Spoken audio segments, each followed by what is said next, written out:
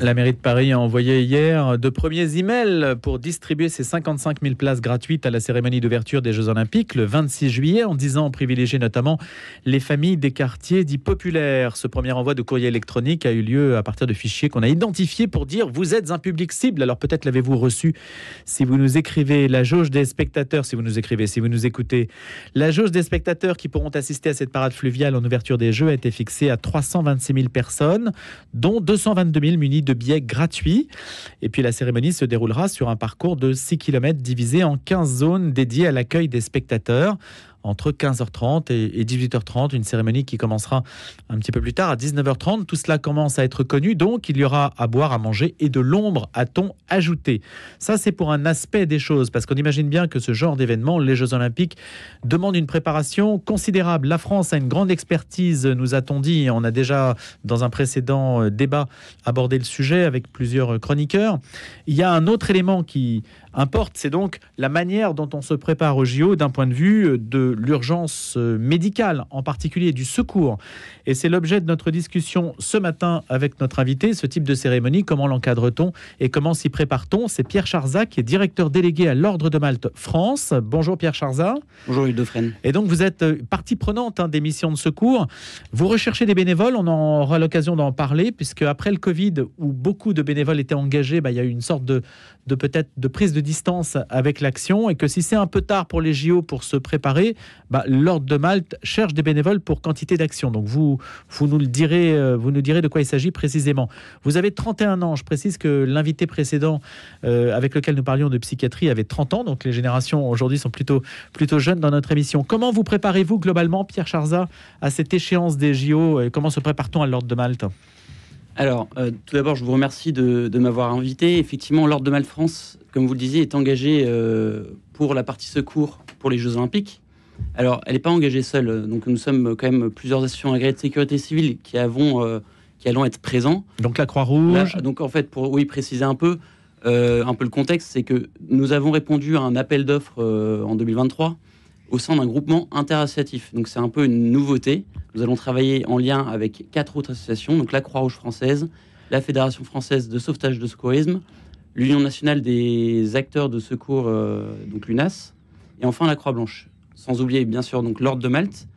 L'Ordre de Malte, aujourd'hui, ce sont, pour la partie secours, environ 1600 bénévoles secouristes, donc, qui sont habitués à ce genre d'événement. Ça, il faut se le dire, c'est pas une nouveauté. Vous parliez tout à l'heure du Covid, où nous avons été engagés quasiment 24 heures sur 24, 7 jours sur 7. Mais de manière générale, tout au long de l'année, nous assurons des dispositifs de secours sur des événements. Et donc cette perspective des JO, c'est un enjeu, certes, c'est un défi, mais c'est vraiment, il y a un engouement de la part de nos bénévoles. Donc nous avons lancé fin d'année dernière une campagne de recrutement.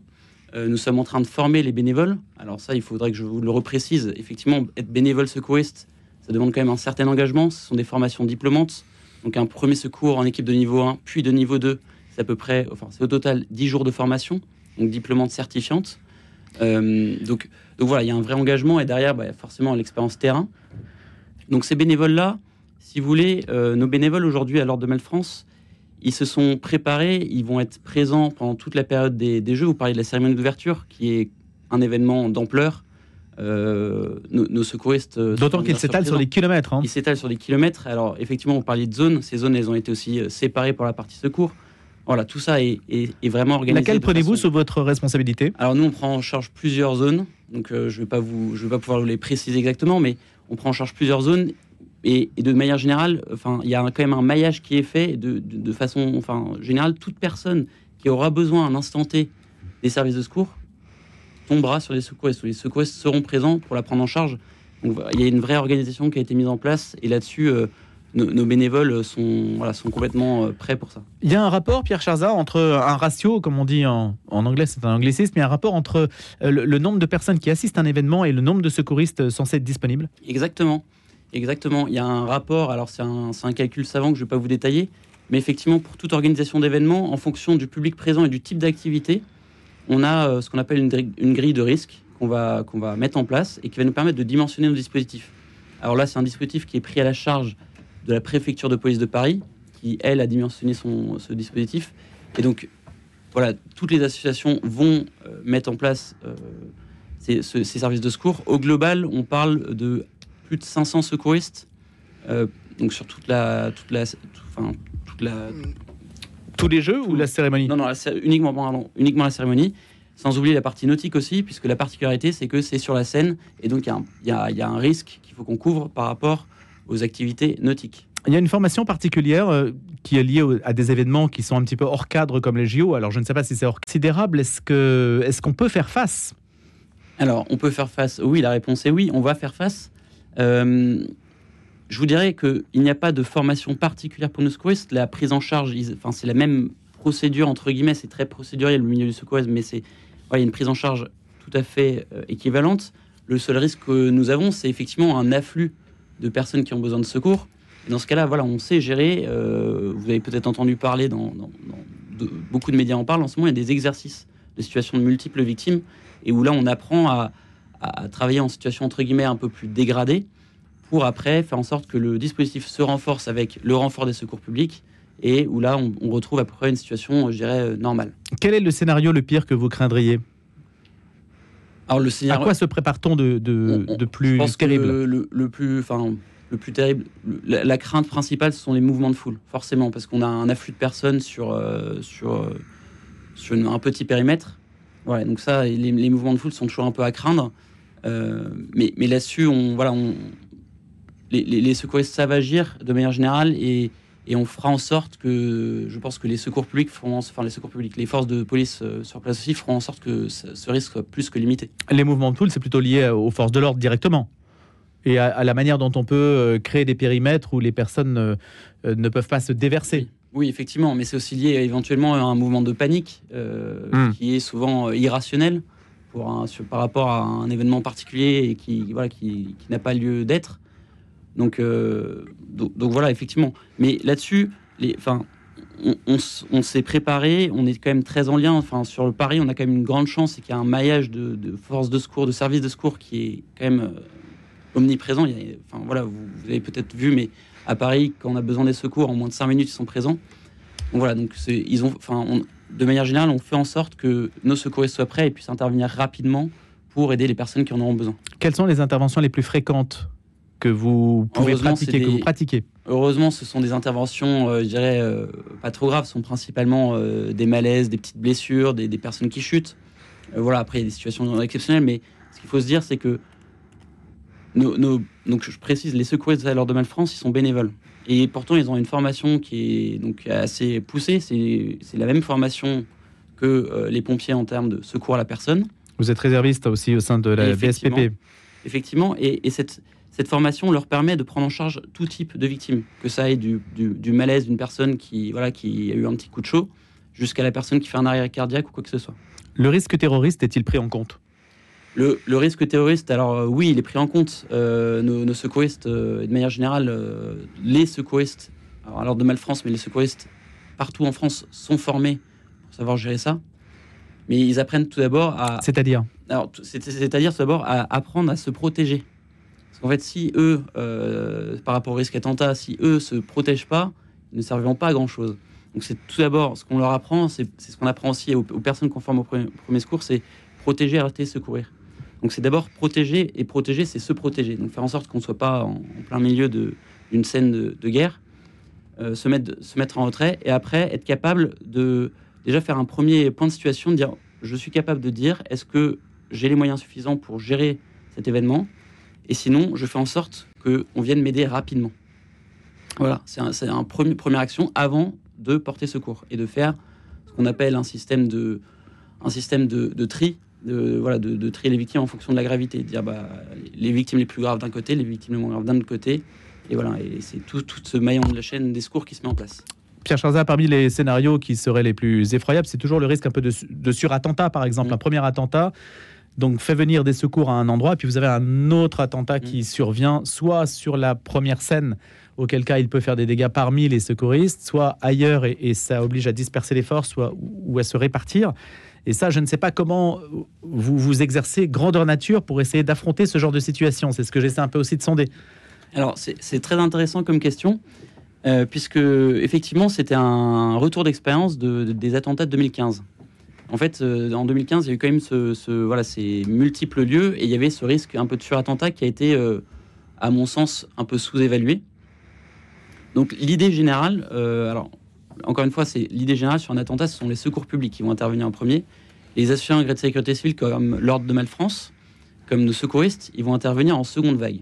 Donc ils vont être là pour faire des missions plus d'évacuation dans les centres hospitaliers, on pourra reparler aussi de ce qu'on appelle des centres d'accueil des impliqués. Les impliqués sont tout à l'heure vous parliez de santé mentale, ce sont des personnes qui n'ont pas de blessures physiques, mais qui ont vécu un événement traumatisant et qui ont besoin d'être pris en charge psychologiquement, qui ont besoin d'un premier suivi psychologique. Dans tous les cas, sur ce risque d'attentat sur multiples lieux ou bien de surattentat, c'est vraiment l'idée générale, c'est de ne pas envoyer trop vite toutes les forces au même endroit.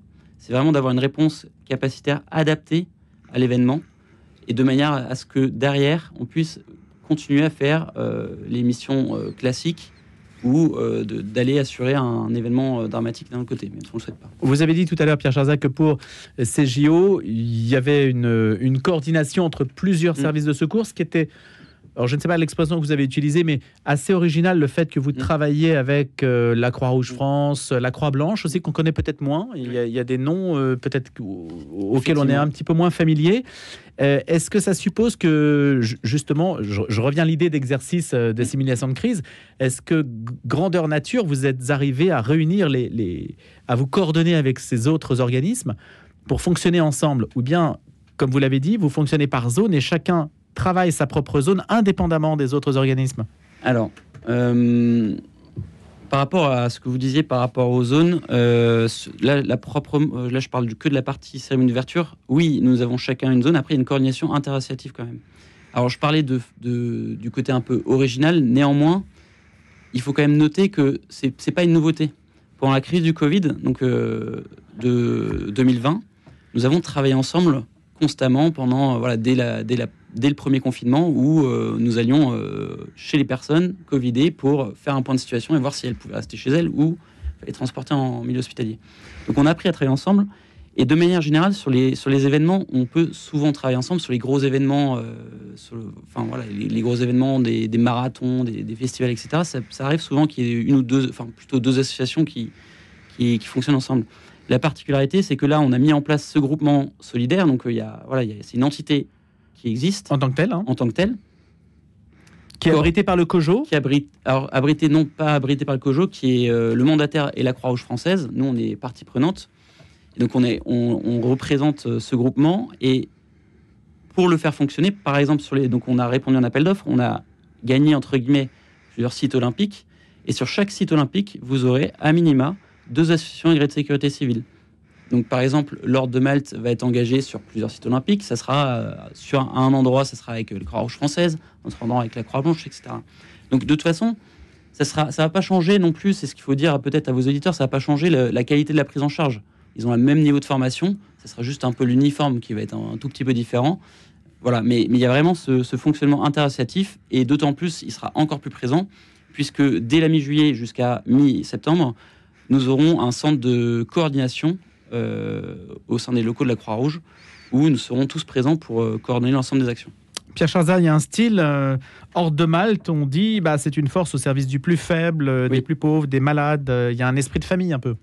Il y a un vrai esprit de famille. Alors effectivement, la différence de l'Ordre de Malte avec d'autres associations agrès de sécurité civile, c'est que quand vous parlez dans le monde du secours, c'est une association qui est un peu plus petite en taille. On a moins de bénévoles. Donc je parlais tout à l'heure Alors, je parle bénévoles secouristes. On a 1600, 1700 bénévoles secouristes.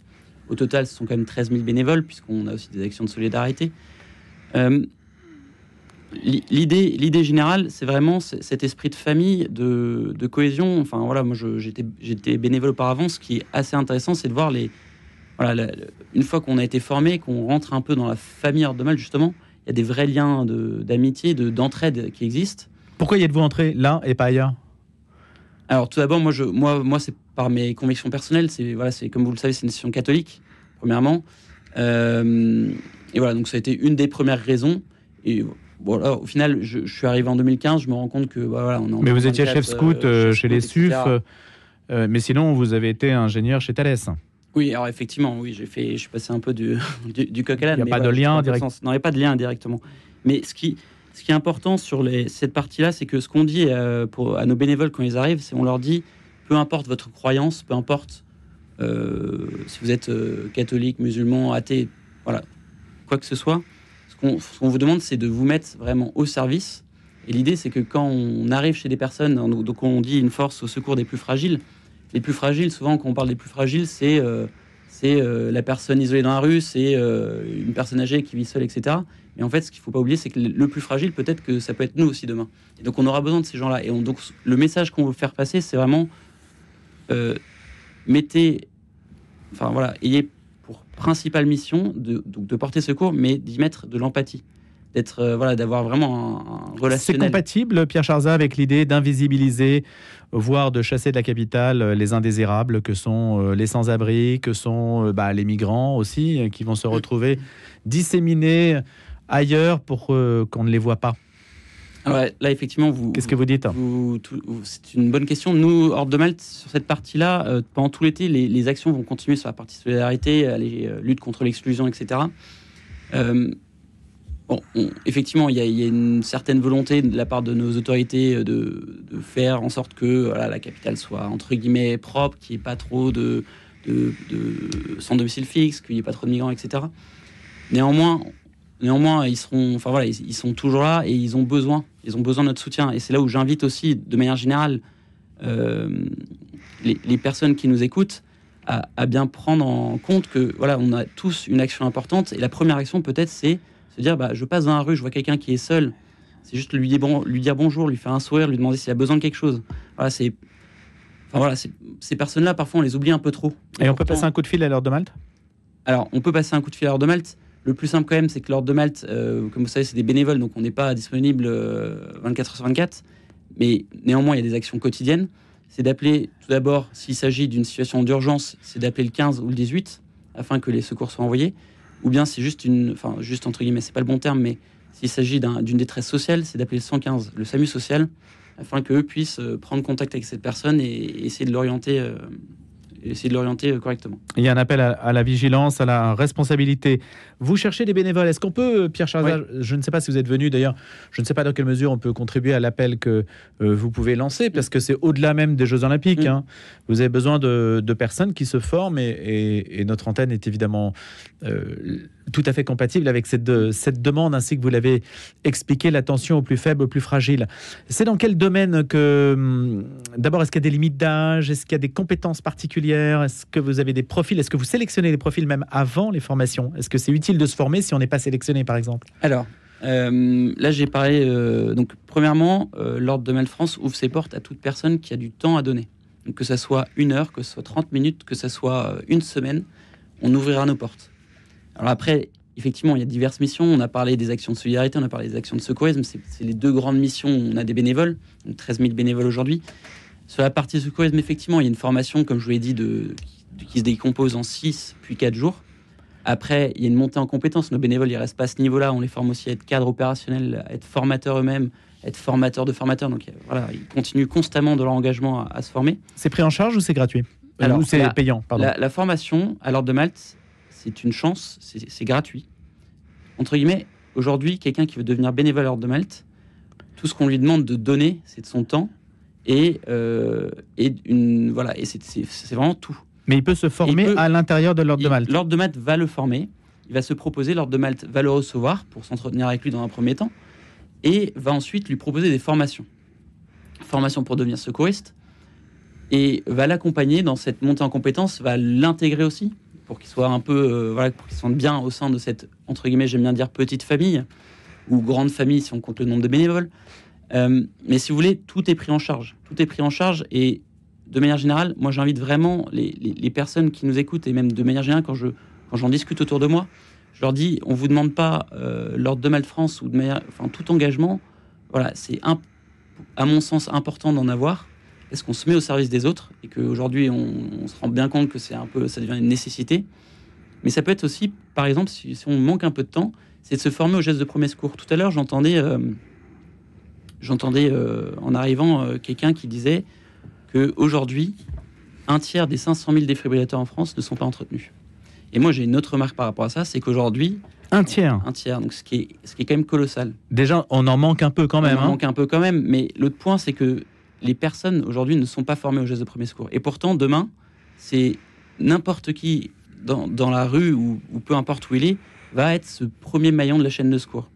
Et ce qu'on a toujours dit, c'est que sur les situations un peu de crise, d'urgence, le plus important sont les 5 premières minutes. Et les 5 premières minutes, les secouristes, que ce soit les secouristes de l'ordre de Malte-France ou bien les pompiers ou qui que ce soit, ne seront pas présents. Donc voilà, donc moi j'invite vraiment ces personnes-là qui souhaitent donner un peu de leur temps, c'est à venir se former. On propose aussi des formations grand public, donc c'est les formations premier secours, qui durent une journée à se former aux gestes de premier secours et au moins se sentir capable de faire quelque chose au moment où la situation se présentera. Donc il y a plusieurs types de formations selon la durée. Selon la durée, bien sûr. 10 jours si on veut. On peut aussi se former sur une dizaine de jours pour avoir quelque chose d'un peu solide. Pour avoir quelque chose de solide. Voilà. Et on le fait en continu, pas comme le permis de conduire. On le fait en continu, c'est 10 jours bloqués. Oui, en fait c'est 10 jours bloqués. Alors vu que c'est souvent du bénévolat, on essaie de le faire sur plusieurs week-ends. On peut le faire aussi en semaine. Les 10 jours, l'idée c'est que ce qu'on se disait, c'est que tout à l'heure, ces 10 jours de formation, eux, sont gratuits. Parce qu'en contrepartie, on demande un certain engagement. Bien sûr. Donc un engagement de... après, c'est aussi pour rester au niveau de 5 à 10 actions par an, ce qui est un minimum. Aujourd'hui, enfin, voilà, nos secouristes, ils sont quand même, pour les plus motivés, engagés quasiment toutes les semaines sur diverses missions. On a parlé des formations, on parle des dispositifs de secours prévisionnels. Donc il y a les Jeux Olympiques, mais aussi voilà, tous les festivals, les événements sportifs, culturels. Il y a 10 jours, on était au pèlerinage de Chartres. On a suivi le pèlerinage de Chartres pendant 3 jours pour porter secours. Voilà, c'est un vrai engagement qui est très, très, très large et qui pourra aussi demain permettre de répondre à des situations de crise. Tout à l'heure, on parlait d'attentats, c'est un cas très extrême, mais sans oublier aussi tout ce qui est catastrophe naturelle. Voilà, et c'est là aussi on a besoin de personnes volontaires. Et il y a de quoi faire, on présume. Merci beaucoup Pierre Charzat, directeur délégué à l'Ordre de Malte France. Excellente journée. Merci beaucoup.